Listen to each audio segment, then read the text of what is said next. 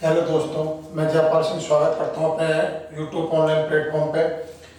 हमारे यहाँ पे ज्योमेट्री चल रहा था फिलहाल, और ज्योमेट्री में मैंने इससे पहले आपको 3 लेक्चर कंप्लीट करा दिए हैं। लेटेस्ट जो हमारा टॉपिक था वो था आपका इन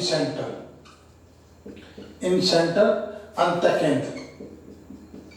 देखो बच्चों, अंतकेंद्र के बारे में मैंने आपको पूरा का पूरा पढ़ा दिया था कि अंतकेंद्र क्या होता है, किस तरह से इस पर क्वेश्चन आते हैं। ठीक है, उसके बाद आज हमारा जो टॉपिक चलेगा वो चलेगा मीडियन, माध्यिका। ठीक है दोस्तों, तो देखिए अब माध्यिका आपका होता क्या है। तो माध्यिका के बारे में आपको बताता हूँ माध्यिका आपका होता क्या है। तो देखिए बच्चों, माध्यिका सामने वाली भुजा को 2 भागों में बांटती है और नहीं भी बांट सकती। मतलब किसी भी ट्रायंगल की माध्यिका सामने वाली भुजा को 2 भागों में बांट भी सकती है और नहीं भी बांट सकती। अगर उस ट्रायंगल की माध्यिका उस ट्रायंगल के सेंटर पॉइंट मतलब सेंटर और केंद्र से होकर अगर गुजरती है तो 100% सामने वाली भुजा को 2 भागों में बांटेगी।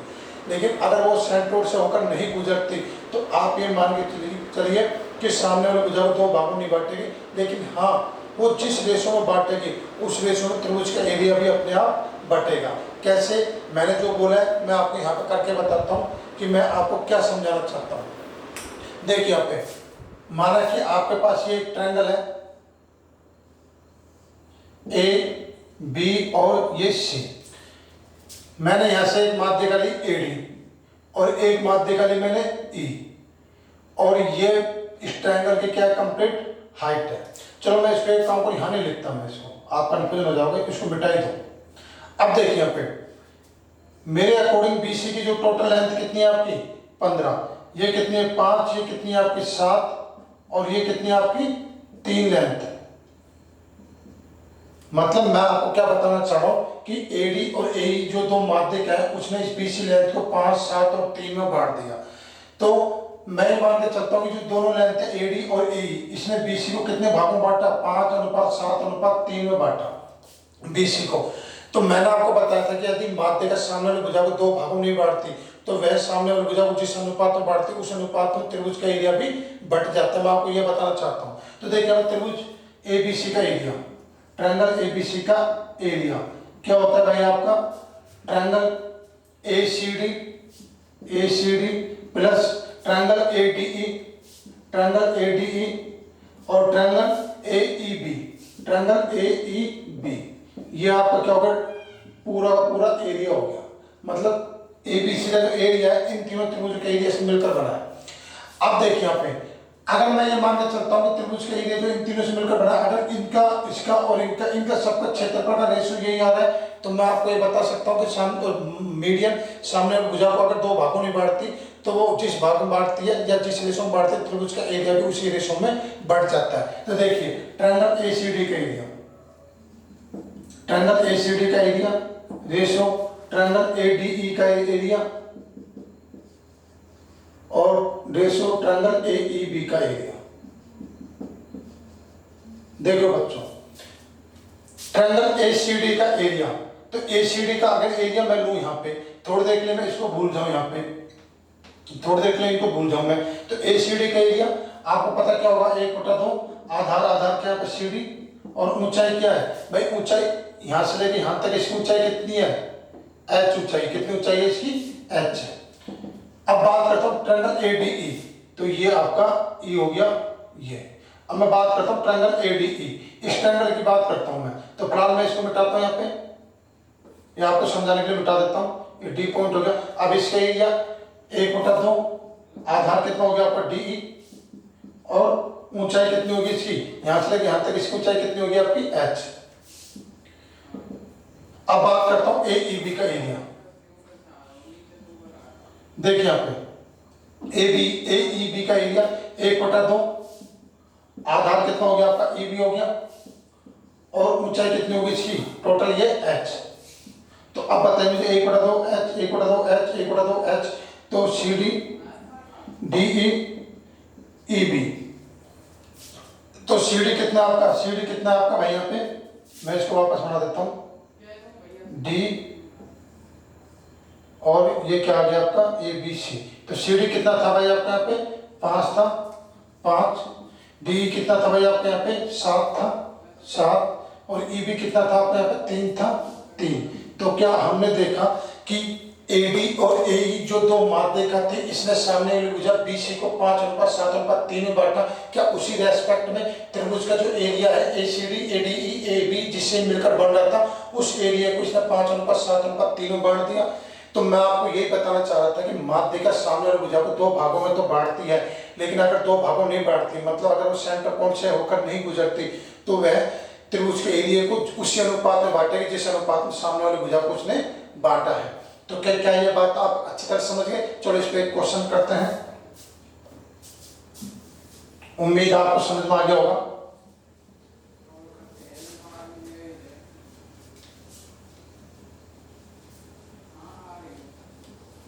देखिए एक छोटा सा क्वेश्चन है, एग्जाम आया हुआ क्वेश्चन है। क्वेश्चन ये है कि ये एक ट्रायंगल है ए बी और सी, और यहां से मैंने एक मीडियन लिया डी। ये सामने भुजा कितनी होगी आपकी 7, ये कितनी होगी 5, और ये कितनी होगी आपकी 2 होगी। मेरा कहने का मतलब ये कि जो एडी जो माध्यिका है इसने बीसी को 5:2 में इसने बांट दिया, या 5 भाग और 2 भाग में इसको क्या कर दिया, इसने डिवाइड कर दिया। अब सवाल दिया गया है कि एसीबी का एरिया, या एबीसी का ले लो, एबीसी का एरिया कितना है भाई आपका 35 दिया हुआ है, ठीक है ना। तो आपसे पूछा है एसीडी का एरिया, ये पूछा है, और ट्रायंगल ए बी डी का एरिया आपसे ये पूछा है, ठीक है ना। तो देखिए दोस्तों, मुझे एक बात बताइए, एसीबी एसीडी और एबीडी, क्या इन तीनों का आधार एक ही है? नहीं, इन तीनों का आधार अलग अलग है। एसीबी का आधार क्या है भाई आपका, या एबीसी जो भी है, इसका आधार क्या पूरा का पूरा बीसी है, और एसीडी का आधार क्या है भाई आपका यहाँ पे एसीडी, इसका आधार कितना आपका सीडी है, और त्रिभुज ए डी बी इसका आधार क्या आपका डीबी है। तो हमने देखा इन तीनों का आधार तो क्या इनका अलग अलग है। अब बात करते हैं इनके हाइट की। तो मुझे बताइए इसकी हाइट ए बी सी की हाइट यहां से यहां तक कितनी है भाई, इसकी एच है, बिल्कुल हाइट एच है। अब मैं बात करता हूं ए सी डी की, इसकी हाइट भी एच आएगी, इसकी हाइट भी एच आएगी, और ए डी बी इसकी हाइट भी एच आएगी। तो हमने देखा ये तीनों त्रिभुजों की हाइट तो क्या आपकी सेम है, कोई दिक्कत नहीं है, लेकिन इनका जो आधार है ये क्या इनका अलग अलग है, आधार क्या इनका अलग अलग है। तो मुझे एक बात समझ में आती है कि इन त्रिभुजों का जो क्षेत्रफल है कहीं ना कहीं आधार पे क्या वेरिएबल है, आधार पर डिपेंड है। तो मैं मान के चलता हूं कि एबीसी या एसीबी का कुल एरिया कितना दे रखा 35, किसके रेस्पेक्ट में, ये इनका आधार कितना है पूरा कंप्लीट 7 के रेस्पेक्ट में। एक यूनिट बराबर कितना आ गया भाई आपका 5 आ गया। जो ये एक यूनिट बराबर 5 आया है ये आपका सब में काम करेगा, तो इसको 5 से गुणा कर दो, कितना आ गया भाई आपका 25। तो ये तो एरिया आ गया आपका एसीडी बराबर आ गया आपका 25। और मैं बात करता हूँ यहाँ पे इसको 5 से गुणा करो, 5 गुणा 2 बराबर कितना आ गया आपका यहाँ पे 10। तो ये एरिया कितना आ गया आपका 10, और ये कितना आ गया 25। ये आपका आंसर हो गया। क्या आपको इस समझ में आया? ठीक है ना। अब देखिए यहाँ पे ये आपको क्लियर होगा। अब इसके बाद एक और क्वेश्चन करते हैं।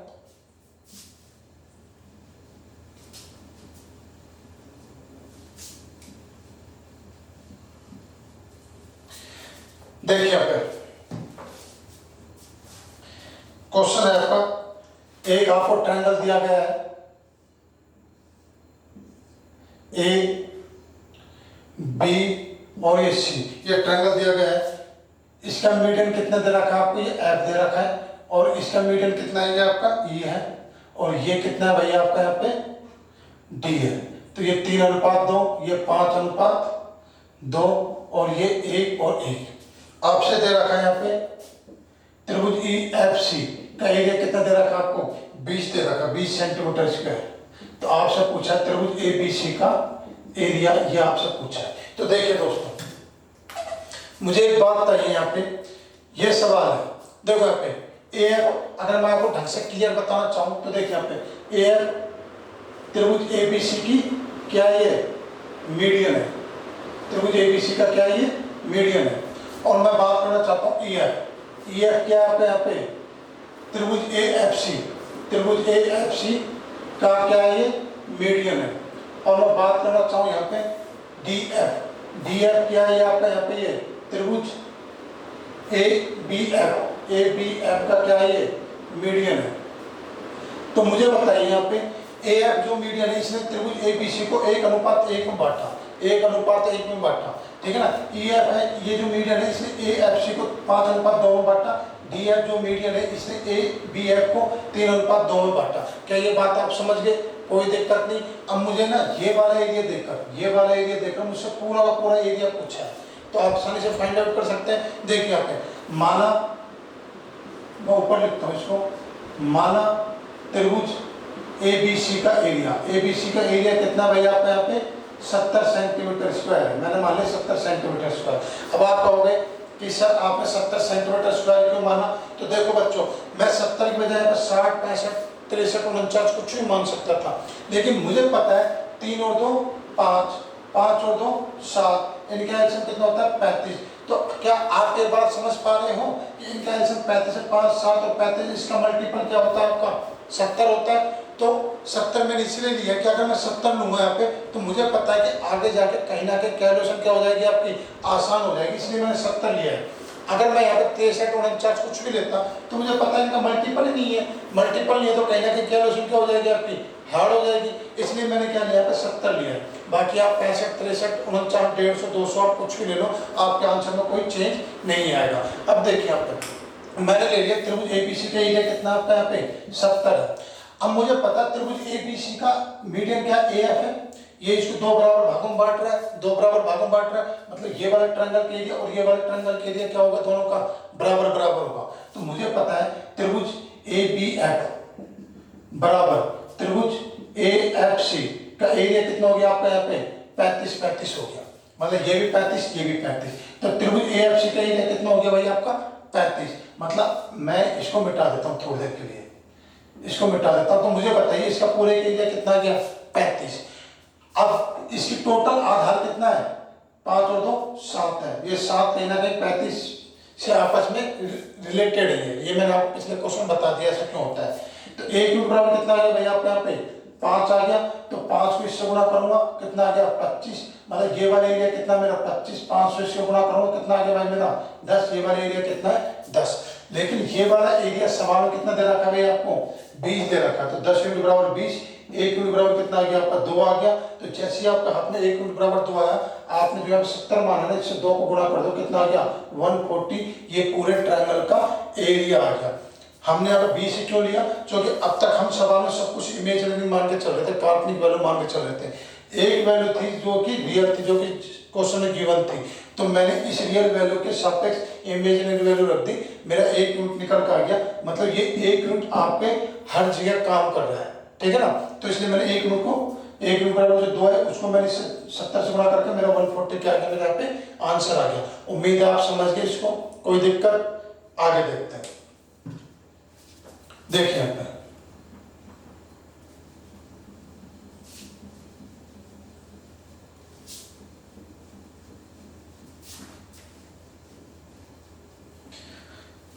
मीडियन चल रहा था हमारा। अब देखिए यहाँ पे मीडियन में हम आगे बताते हैं, एक बहुत इंपॉर्टेंट टॉपिक बताएंगे अब आपको, जो कि आपके एग्जाम की दृष्टि से बहुत ज़्यादा इंपॉर्टेंट है। इनको याद कर लेना, ढंग से समझ लेना, क्योंकि ये बहुत छोटे छोटे क्वेश्चन होते हैं जो डायरेक्ट एग्जाम में पूछे जाते हैं। तो देखिए दोस्तों यहाँ पे ये आपका ट्रायंगल है ए बी और सी, इसकी मीडियन ये है ए डी, और इसकी मीडियन ये है बी ई, और इसकी मीडियन ये है सी है। ये बताइए समझ में, इनका सेंटर पॉइंट क्या आपका जी, ये क्या आपका सेंट्रोइड है, क्या है, कैसे है, क्यों है, क्या काम करता है, ये सब मैं आपको बताऊँ थोड़ी देर बाद। प्लान जो मैं आपको बताना चाह रहा हूँ वो ध्यान से सुनिए आप, ठीक है ना।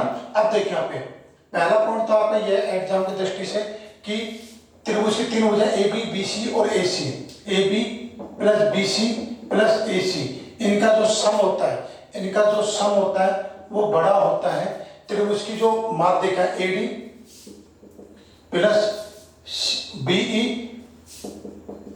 प्लस सी एफ, जो ये माध्यिका है इनके सम से त्रिभुज की भुजाओं का सम क्या होता है आपका बड़ा होता है। दूसरी बात, ये कैमरा एग्जाम में पूछ लेते हैं आपसे, ये देकर पूछ लेंगे यहाँ पर बड़ा होगा, छोटा होगा, बराबर होगा, या फिर आपको यहाँ पर कोई मल्टीपल दे देंगे, यहाँ पर डिवाइड दे देंगे, कुछ भी दे देंगे। तो आप इस चीज को ध्यान रखना, ये त्रिभुज की भुजाएं और ये त्रिभुज की मीडियन माध्यिका है। दूसरा पॉइंट ये होता है कि जो त्रिभुज की जो माध्यिका है ये AD plus BE plus CF, इनको अगर आप 4/3 से गुना करोगे, 4/3 या 1.33 से गुना करोगे, तो अब ये रिलेशन क्या हो जाएगा, उल्टा हो जाएगा, ये चिन्ह आपका बदल जाएगा और इसको ऐसे कैसे आप लिख सकते हो। क्या ये चीज समझ में आई? ये बेटे बच्चों ये आपके डायरेक्ट आपसे क्वेश्चन पूछा जाता है, ये आपको दे देगा कि निम्न में से कौन सा सत्य है, कौन सा सत्य है, which is following are true या फॉल्स, कौन सा सही है कौन सा गलत है, ये रिलेशन दे देगा। 4 में से एक रिलेशन आपका सही होगा। तो इस तरह से आपको छोटे छोटे क्वेश्चन आते हैं। अब बात करते हैं कि ये रिलेशन आपका आया कैसे है। तो देखिए आप, हम इसको प्रूव करते हैं।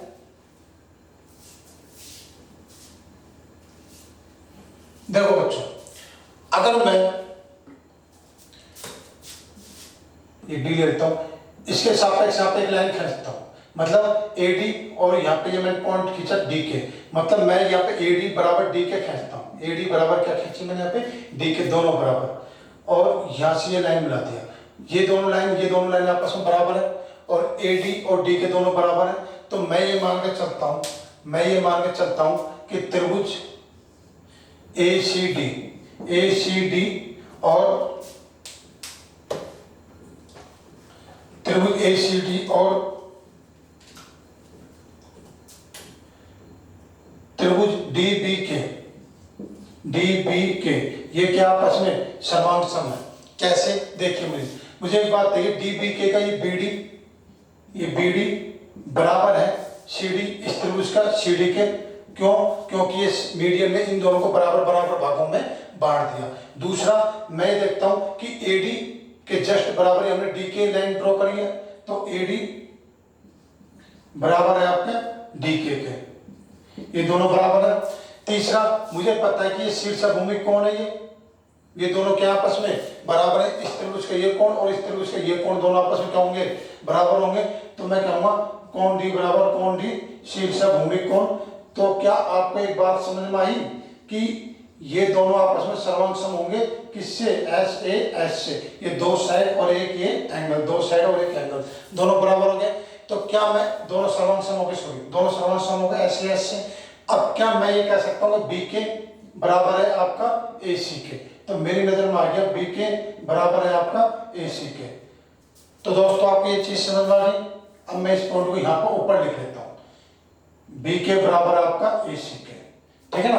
अब देखिए दोस्तों यहाँ पे दोनों बराबर होगा। मैं इसको थोड़ी देर के लिए मिटा देता हूँ यहाँ पे।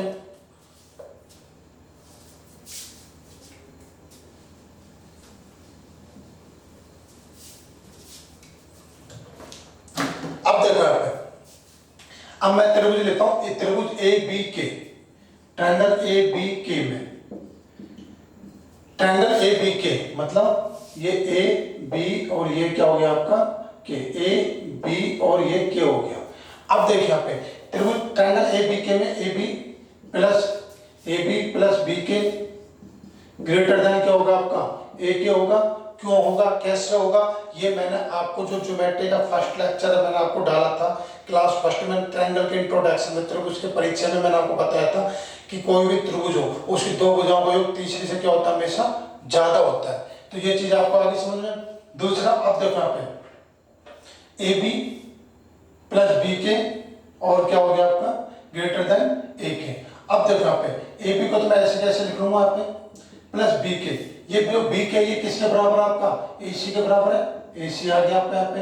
अब AK आपको पता है कि AK क्या होता है आपका AD प्लस DK, इन दोनों बराबर होता है, इन दोनों का प्लस के बराबर होता है। ये दोनों क्या, दोनों एक ही है। DK को मैं क्या लिख सकता हूँ यहाँ पे AD भी लिख सकता हूँ मैं।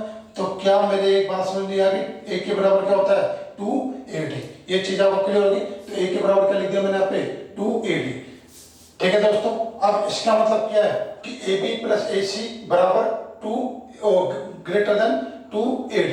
तो इसी तरह से मैं लिख सकता हूँ यहाँ पे ये AD माध्यिका। अब मैं लेता हूँ यहाँ पे BE माध्यिका को 2 से गुणा किया मैंने, इससे बड़ा क्या होगा BE माध्यिका लेता हूँ BC और BA लूंगा, BC प्लस BA लूंगा। इसी तरह से आप कौन सी माध्यिका बचेगी आपकी CF बचेगी, तो CF का 2 गुना CB और CA, CB प्लस CA। अब क्या मैं इन दोनों को सबको सम कर देता हूं यहाँ पे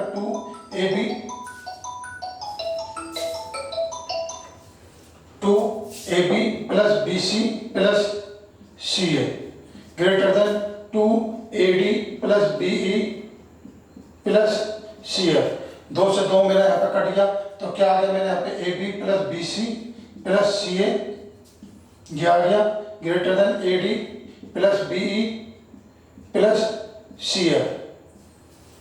देखो दोस्तों, बिल्कुल वही कोई रिलेशन आ गया जो मैं आपको ऊपर बात कर रहा था। क्या आपको ये चीज समझ में आ गई? मुझे नहीं लगता है आपको कोई दिक्कत है, आसानी से आप समझ गए। तो ये पहला रिलेशन आपका हो गया कंप्लीट। अब मैं बात करता हूँ दूसरे रिलेशन की। तो दूसरे रिलेशन मैंने दोस्तों आपको क्या बताया था, याद कीजिए एक बार, अगर आपने पढ़ा भी होगा पहले कहीं। दूसरा रिलेशन मैंने बताया था कि जो माध्यिकाओं का सम है, अगर इसको 4/3 से गुणा कर देता हूँ, मैं इसको 4/3 से इसको मैं गुणा कर देता हूँ, A D plus B E plus C F 4/3 से गुणा कर देता हूँ माध्यिकाओं को सम को, तो ये चिन्ह क्या हो जाएगा मेरे यहाँ पे, अब चेंज हो जाएगा, ऐसा उल्टा हो जाएगा, रिवर्स हो जाएगा, और ये त्रिभुज की भुजाओं का क्या है, यहाँ पे ये सम है। ये चीज आई समझ में। अब ये आया कैसे, क्यों आया, तो ये हम इसको प्रूव करते हैं। ठीक है दोस्तों, देखो यहाँ पे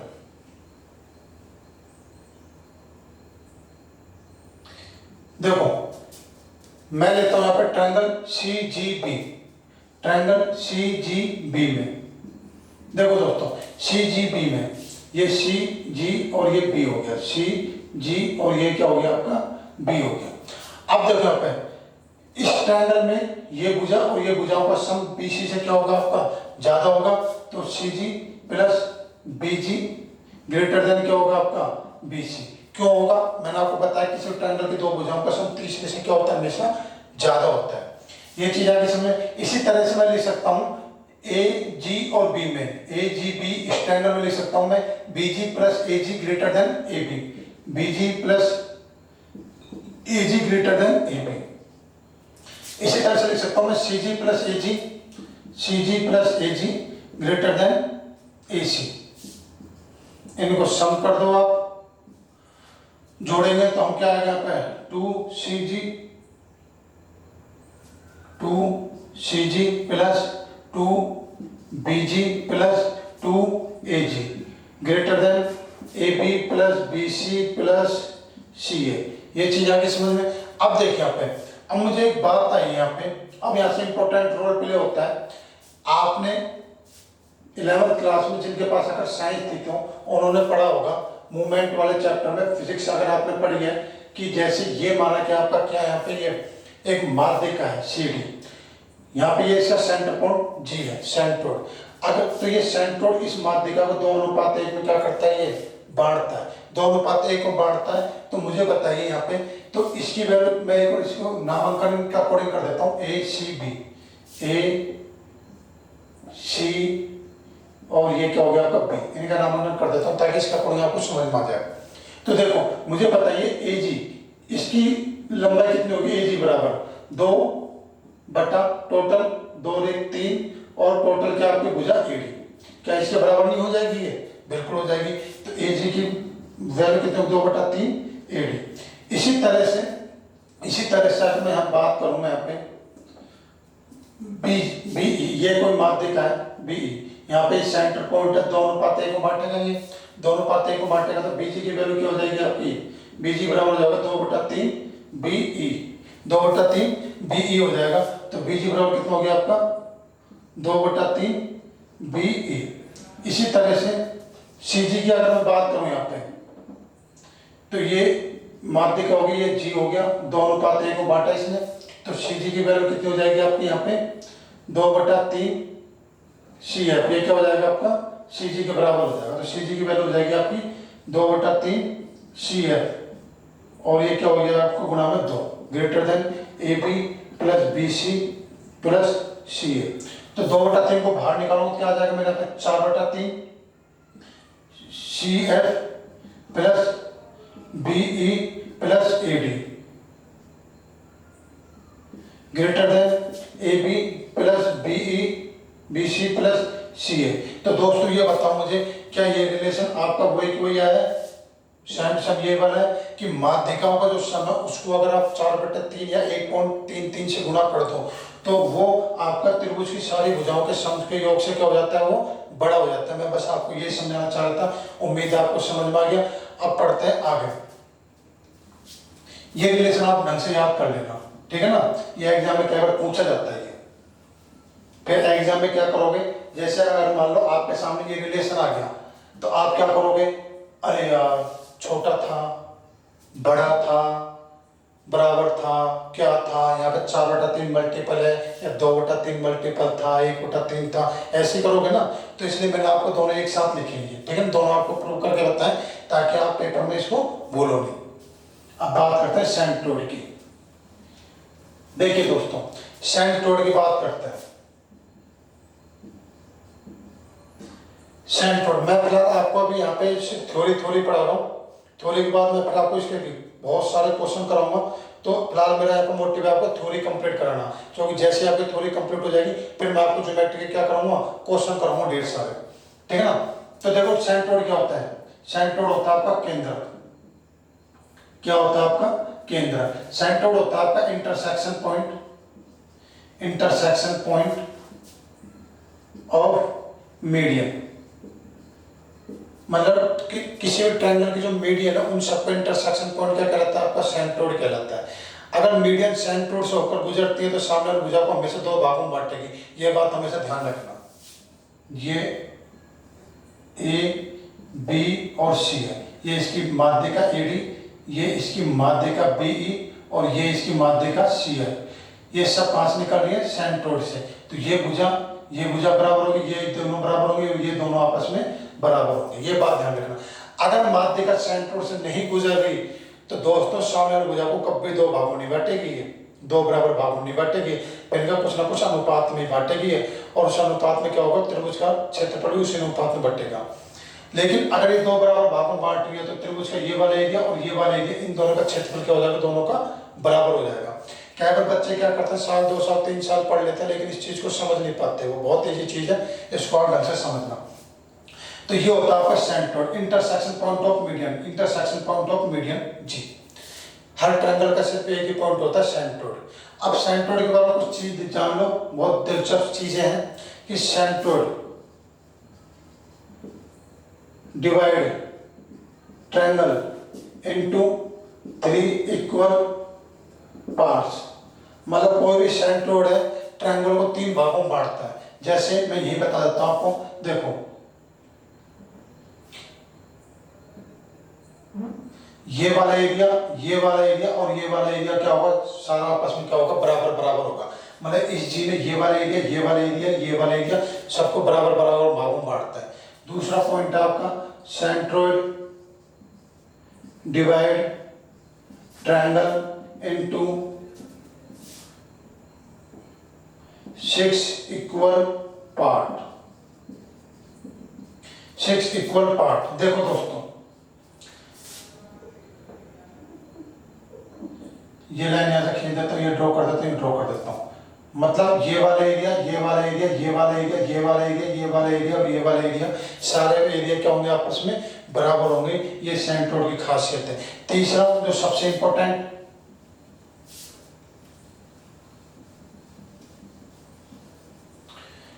ये आपका ट्रायंगल है ए बी और सी। तो देखो यहाँ पे ये जी है, इसमें 2 अनुपात 1 में बांटा है ऐसे। अब मैं सी से जी तक कोई लाइन खींचता हूँ, सी से जी तक कोई लाइन खींचता हूँ तो ट्रायंगल ए जी सी और ट्रायंगल ये डी है, ट्रायंगल सी जी डी का एरिया इनका जो रेशो होगा वो भी 2 अनुपात 1 में क्या होगा, आपका बटेगा। ये सेंट्रोइड की कुछ खासियत थी जो मैंने आपको बता दी। अब इसमें छोटा सा पॉइंट और देख लेते हैं इसमें आगे।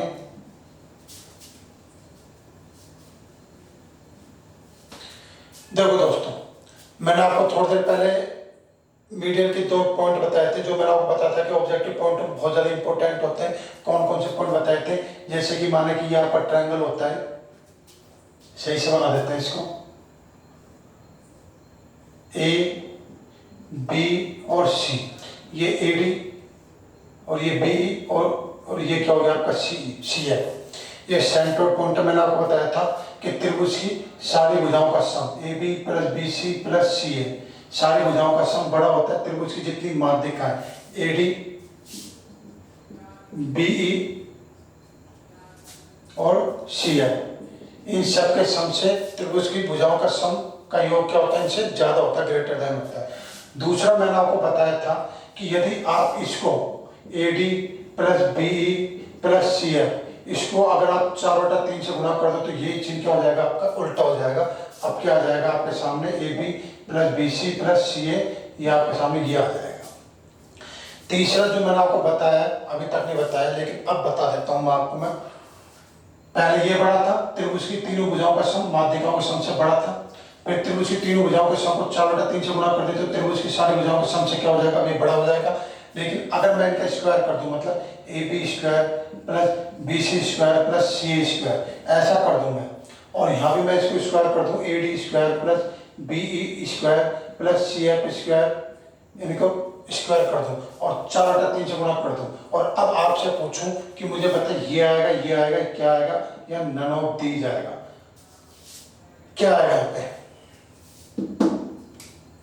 दोस्तों, ये आ चुका है यहाँ पे, ये भी आ चुका है यहाँ पे, अब आएगा आपके यहाँ पे बराबर ये वाला चिन्ह। तो मैंने आपको ये तीनों रिलेशन आपके सामने कुछ इस तरह से पेश किए, मुझे नहीं लगता कि अब आप फ्यूचर में इन चीज़ों को भूलोगे, एग्जाम में आपको तुरंत याद आ जाएगा जब भी इसमें से कोई सा आपके डायरेक्ट क्वेश्चन पूछा जाए। ठीक है दोस्तों, अब इसमें चौथा पॉइंट उसकी और बात कर लेते हैं। देखिए यहाँ पे चौथा पॉइंट क्या है आपका, चौथा पॉइंट ये है कि ट्रायंगल एबीसी का एरिया, ट्रायंगल एबीसी का एरिया बराबर area of triangle formed by median या मेड बाय मीडियन, मतलब त्रिभुज की माध्यिकाओं के द्वारा बना गया एरिया, त्रिभुज की माध्यिकाओं के द्वारा बना गया एरिया का 4/3 से गुणा कर दो तो वो ट्रायंगल एबीसी का एरिया आ जाता है। ठीक है ना, आए समझ में। अब देखो यहाँ पे मैं आपको क्या बताना चाह रहा हूँ, मैं आपको ये बताना चाह रहा हूँ कि जैसे माना कि मुझे एबीसी का एरिया निकालना है, ट्रायंगल एबीसी का एरिया निकालना है, ठीक है ना, तो 4/3 गुणा में एडी को मैंने मान लिया पे m1 और बीई को मान लिया मैंने यहाँ पे m2 और CF को मान लिया मैंने यहाँ पे m3। तो देखिए दोस्तों m1 m2 और m3 के द्वारा की लंबाई के द्वारा जो बना गया क्षेत्रफल, बना गया जो ट्रायंगल है उसका एरिया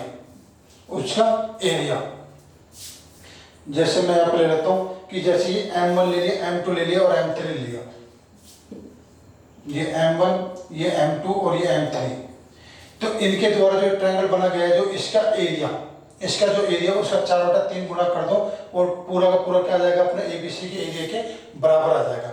अब इसके एरिया अगर हमको निकालना है तो आपको पता है, आपने पहले कहीं पढ़ा होगा, हालांकि मैंने अब तक नहीं बताया, मैं आपको आगे बताऊंगा।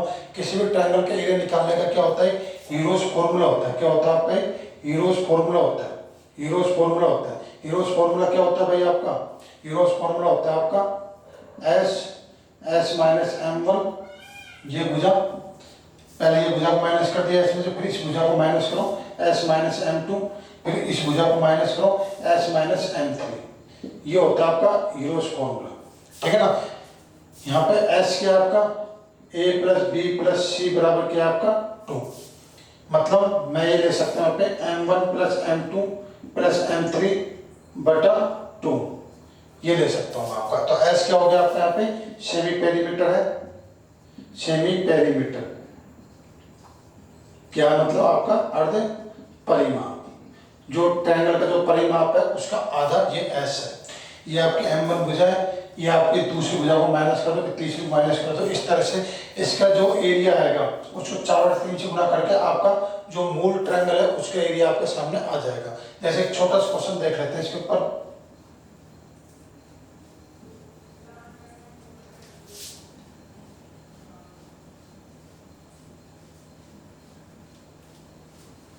एक छोटा सा क्वेश्चन है इसके ऊपर, देखो यहाँ पे